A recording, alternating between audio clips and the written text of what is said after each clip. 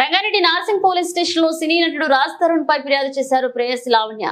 తను ప్రేమించి శారీరకంగా వాడుకుని వేరే అమ్మాయిలతో తిరుగుతున్నాడని నార్సింగి పోలీసులకు లిఖిత పూర్వకంగా ఫిర్యాదు చేశారు ప్రేయసి.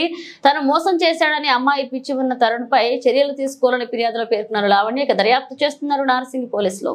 నిన్న ఈవినింగ్ లావణ్య అని చెప్పేసి ఈమె ఈ రాజ్ తరుణ్ అనే వ్యక్తి పైన ఒక పిటిషన్ ఇవ్వడం జరిగింది నార్సింగి పోలీస్ స్టేషన్లో.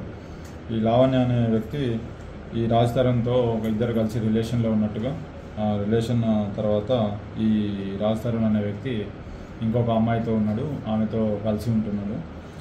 సో నన్ను వదిలేసి వెళ్ళిపోయిండు.